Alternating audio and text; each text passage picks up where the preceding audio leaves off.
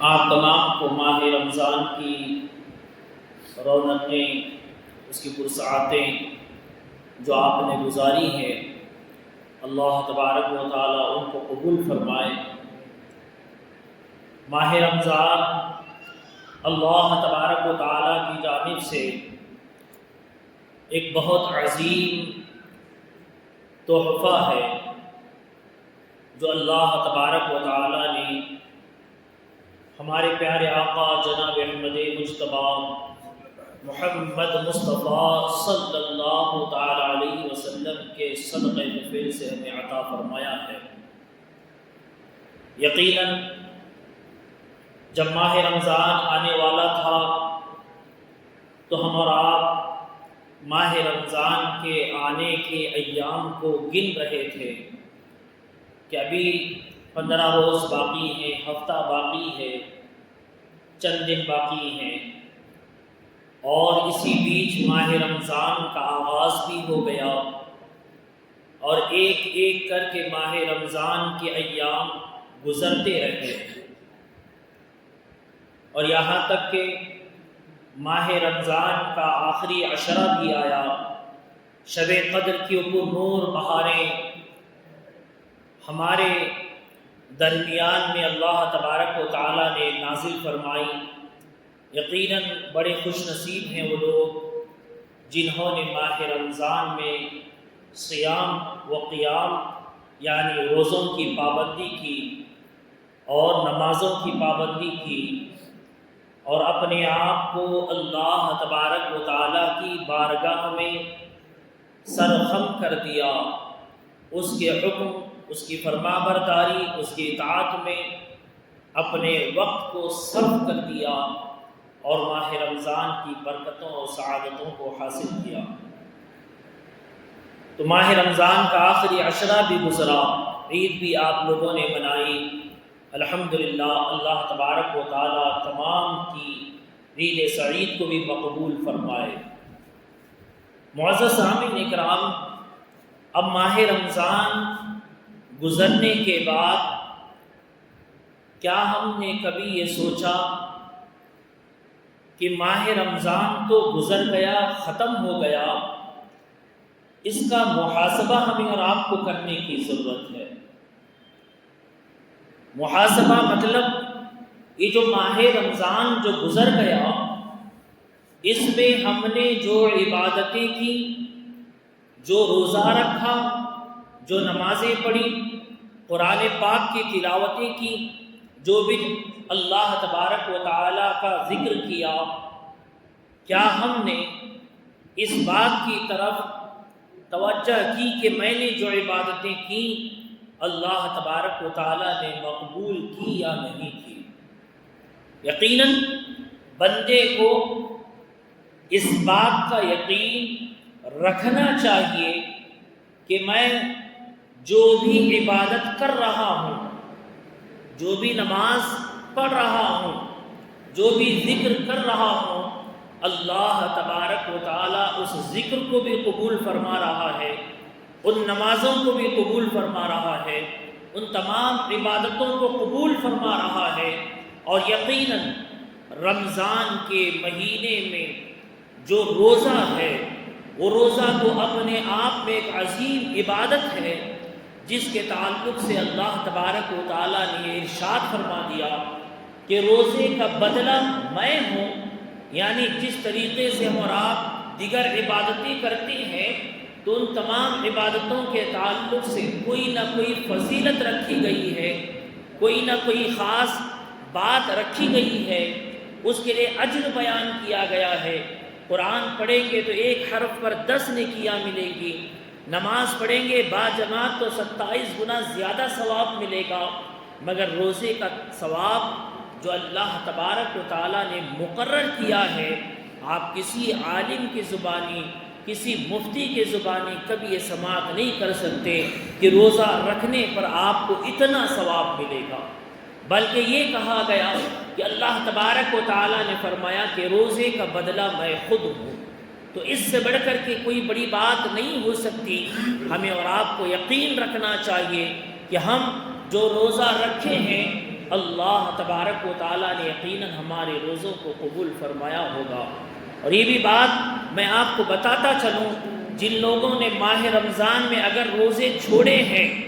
تو وہ روزے کسی صورت معاف نہیں ہیں۔ جان بوجھ کر کے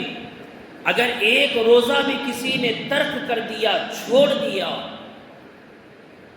وہ شخص اگر سال بھر بھی روزہ رکھے گا تو اس ایک روزے کی ثواب تک نہیں پہنچ سکتا ہے، اس ایک روزے کا ثواب وہ حاصل نہیں کر سکتا۔ یہاں تک فرمایا گیا کہ اگر کوئی شخص جان بوجھ کر کے ایک روزہ چھوڑتا ہے تو ایک روزہ زندگی بھر کے روزے رکھ کر کے اس قضا کو ادا کرے گا، تب بھی اس ایک روزے کا ثواب وہ حاصل نہیں کر پائے گا۔ مگر قضا کے الگ الگ حکم بیان کیے گئے، 60 روزے رکھنے کا حکم دیا گیا، مسلسل 60 روزے۔ ایک روزہ بھی اگر ترک کرتے ہیں، چھوڑتے ہیں، تو اس کے بدلے میں مسلسل اس کو 60 روزے رکھنے پڑیں گے، یا پھر 60 مسکین کو کھانا کھلانا پڑے گا۔ یہ تمام جو معاملات ہیں، جو احکام ہیں، اگر ہم نے روزے ترک کیے ہیں تو ہمیں معلوم کرنے کی ضرورت ہے کہ میں نے جو روزہ ترک کیا، جان بوجھ کر کے چھوڑ دیا ہے، اس روزے کا حکم مجھ پر کیا ہے، اس روزے کا کفارہ میں کیسے ادا کروں، یہ ہمیں اور آپ کو معلوم کرنا چاہیے۔ اگر کوئی شخص عذر شرع کی بنا پر، یعنی شریعت نے اس کو روزہ چھوڑنے کی اجازت دی ہے، مثال کے طور پر کوئی شخص سفر پر گیا ہوا ہے اور سفر کی دشواری اور پریشانی اور تکلیف کی وجہ سے اس نے روزہ چھوڑا ہے، تو پھر اس کو ایک روزہ رکھنے کا حکم دیا گیا ہے۔ اگر وہ بیمار ہے، اگر کوئی بیماری لاحق ہو گئی جس کی وجہ سے اس نے روزہ چھوڑ دیا ہے، تو پھر اس کو بعد میں ایک روزہ رکھنے کا حکم دیا گیا ہے۔ تو یہ شریعت کے معاملات ہیں، ہمیں اور آپ کو معلوم کرنے چاہیے۔ تو الغرض یہ مختصر سی میں نے آپ کو جو شریعت کی بات ہے وہ بتائی ہے۔ تو معزز سامعین اکرام، اب جو ماہ رمضان گزر گیا، ہم اور آپ اپنے آپ میں غور کریں کہ میرے اندر اس ماہ رمضان کے آنے سے کیا تبدیلی پیدا ہوئی۔ ماہ رمضان آیا، میں نے روزے رکھے، میں نے نمازیں پڑھی، میں نے ذکر و اذکار کیا، قرآن پڑھا، تلاوتیں کی۔ اس ایک مہینے میں نے اپنے آپ کو اللہ کے سپرد کرنے کی کوشش کی، اللہ تبارک و تعالیٰ کے رضا کے ساتھ زندگی گزارنے کی کوشش کی۔ اس ایک مہینے کا جو عمل میں نے کیا، اس کا میری ذات پر کیا اثر ہوا ہے، ہمیں اپنے آپ پر غور کرنے کی ضرورت ہے۔ جہاں ہم بہت سارے معاملات میں سوچتے ہیں میں کرنا چاہتا ہوں میرے ہاتھ سے نہیں ہوتا، میں نماز پڑھنا چاہتا ہوں میرے ہاتھ سے نہیں ہوتا، میں قرآن پڑھنا چاہتا ہوں میرے ہاتھ سے نہیں ہوتا۔ معزز سامعین اکرام، ایک لمحہ فکریہ ہے ان لوگوں کے لیے جن لوگوں نے ماہ رمضان میں نمازوں کی پابندی کی، اور جیسے ہی رمضان ختم ہو گیا نمازوں میں اچھی خاصی ان کے اندر کمی آ گئی، فرائض کو چھوڑتے اب ایک ایک کر کے فرائض چھوٹنے لگ گئے۔ ماہ رمضان ختم ہونے کا مطلب یہ نہیں ہے کہ ہم اور آپ شریعت سے آزاد ہو گئے۔ ماہ رمضان ختم ہونے کا مطلب یہ نہیں ہے کہ رمضان میں ہم کسی اور خدا کی عبادت کرتے تھے اور رمضان کے بعد کسی اور خدا کی عبادت کرتے ہیں۔ ہم رمضان میں بھی اسی رب کی عبادت کر رہے تھے جو سال کے 11 مہینے ہم جس رب کی عبادت کرتے ہیں۔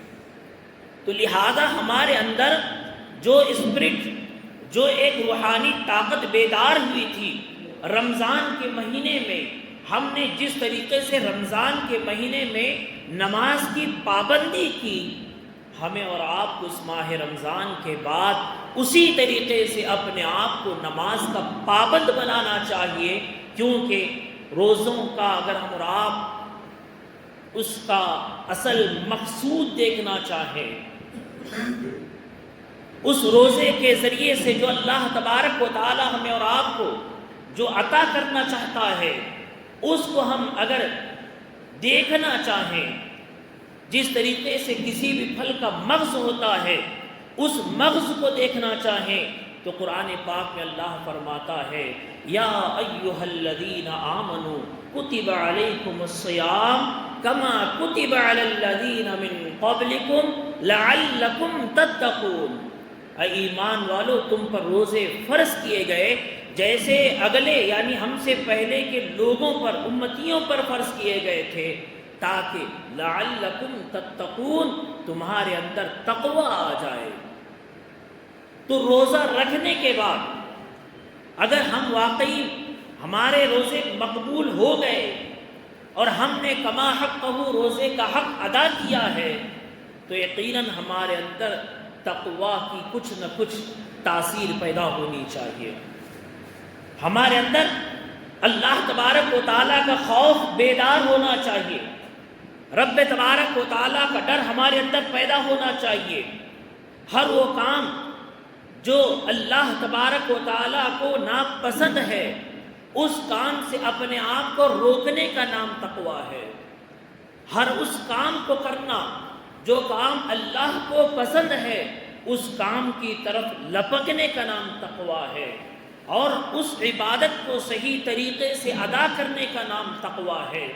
اللہ تبارک و تعالیٰ کی رضا کے لیے ہر نیک عمل کرنے کا نام تقویٰ ہے۔ تو لہٰذا ہم اپنے آپ پر غور کریں کہ ہم نے جو ماہ رمضان گزارا ہے اس ماہ رمضان کے ذریعے سے ہمارے اندر کتنی پابندی آ گئی۔ جہاں ہم ایک طرف ماہ رمضان سے پہلے نمازوں کی پابندی نہیں کرتے تھے اور ہم یہ سوچتے تھے کہ میں پڑھنا چاہتا ہوں مجھ سے نہیں ہوتا ہے، مگر رمضان کے مہینے میں نے نماز کی پابندی کی تو اس کا مطلب یہ ہے کہ ماہ رمضان میں جس طریقے سے تم نے نماز کی پابندی کی اسی طریقے سے سال کے 11 مہینے بھی تم نماز کی پابندی کر سکتے ہو۔ قرآن پاک کی جہاں تم نے تلاوت ماہ رمضان میں کی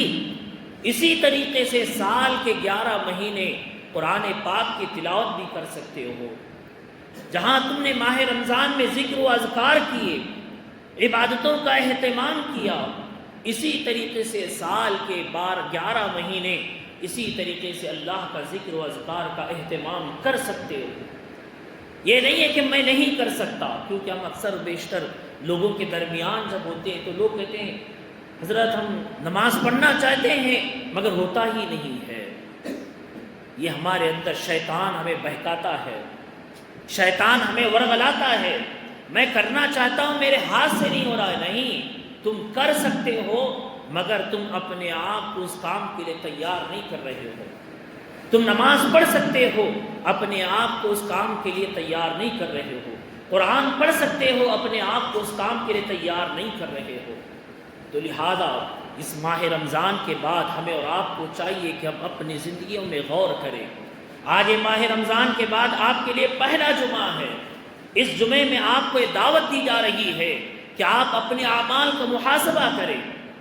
اپنے اعمال پر غور و فکر کریں کہ میں نے جو ماہ رمضان گزارا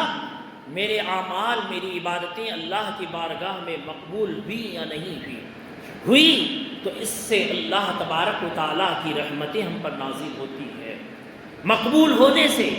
بندہ اللہ کی عبادت کی طرف آتا ہے، مقبول ہونے سے اس کے اندر نمازوں کا شوق اور ذوق پیدا ہوتا ہے، مقبول ہونے سے اس کو عبادت کرنے میں لذت آتی ہے، وہ چاہتا ہے کہ میں نماز کی پابندی کروں،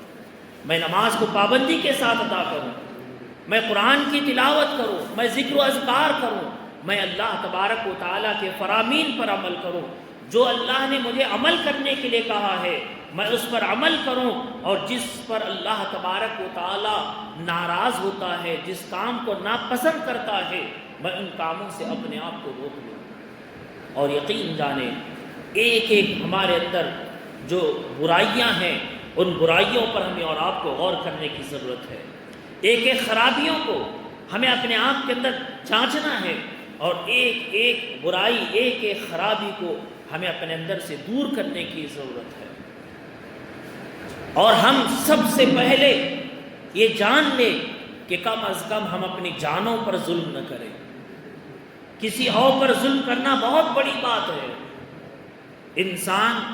اگر خود کو اس کے پیر میں کانٹا لگ جائے تو اس کو درد محسوس ہوتا ہے، دوسرے کا پیر کاٹ بھی دیا جائے تو اسے درد محسوس نہیں ہوتا ہے۔ ہم اور آپ یہ بات بہت اچھی طریقے سے جانتے ہیں۔ یہ بات ہمیشہ یاد رکھیں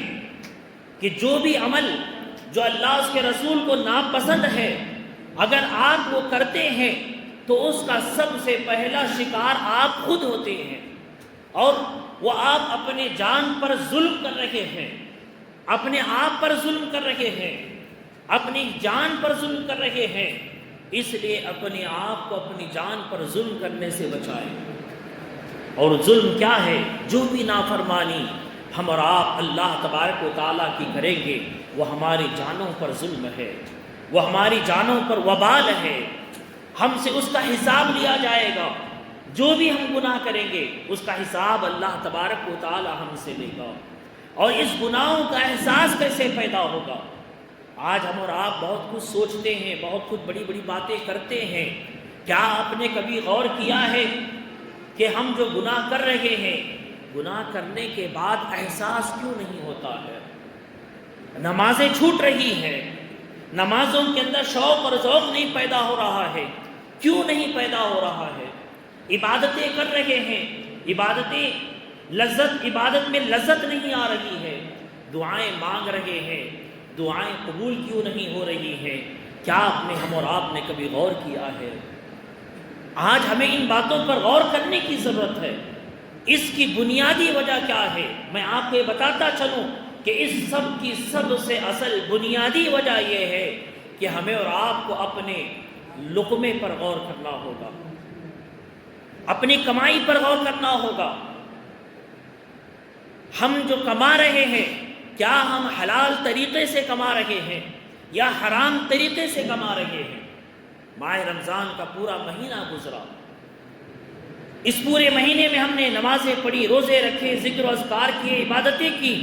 اس کے باوجود نہ ہماری دعائیں قبول ہوئیں، نہ ہمارے اندر شوق اور ذوق پیدا ہوا، نہ ہمارے اندر خوف و خشیت پیدا ہوئی، نہ اللہ تبارک و تعالیٰ کی طرف ہمارا لقا بڑھا، اس کی طرف ہماری جستجو نہیں بڑھی، اور ہم گناہوں کی دلدل میں جیسے پہلے تھے آج بھی ویسے ہیں، تو پھر کہیں ہمارے اندر ہمارے جو پیٹ بھر رہے ہیں کیا ہم حلال و حرام کی تمیز کر رہے ہیں؟ جب انسان کے اندر حلال و حرام کی تمیز اٹھ جاتی ہے تو اللہ تبارک و تعالیٰ اس کے اندر سے عبادت کا شوق اور ذوق ختم فرما دیتا ہے۔ ہم نے آج کے اس ماحول میں اپنے کمائیوں پر غور کرنا چھوڑ دیا ہے۔ جس طریقے سے بھی مال و دولت آئے سمیٹنا، اپنے مال و دولت کو بڑھانا، اپنی پراپرٹیز کو بڑھانا، پیسہ خوب جیب بھر کے رکھنا، آج ہم اور آپ اس کو شان سمجھ رہے ہیں، چاہے وہ غلط طریقے سے آئے چاہے کسی طریقے سے آئے، بس پیسہ چاہیے، زمین چاہیے، مال و دولت چاہیے، بنگلہ چاہیے، گاڑیاں چاہیے، چاہے وہ حلال طریقے سے آئے پھر یا حرام طریقے سے آئے۔ یقین جانیں یہ چند دنوں کی زندگی ہے، گزر جائے گی، سال، 2 سال، 10 سال، 50 سال، اس کے بعد یہ زندگی تو ختم ہوگی۔ مگر احادیث کی روشنی میں کوئی شخص اگر ایک لقمہ بھی اپنے پیٹ میں حرام کا ڈالتا ہے تو اس کے اندر 40 دنوں کی عبادت جو وہ کرتا ہے اس 40 دنوں کی عبادت کو نامقبول کر دیا جاتا ہے۔ کوئی شخص حج کر رہا ہے لاکھوں روپے خرچ کر کے، اس میں 1 روپیہ بھی اگر حرام کا ہوگا تو اس کا حج برباد ہو جائے گا، نامقبول ہوگا۔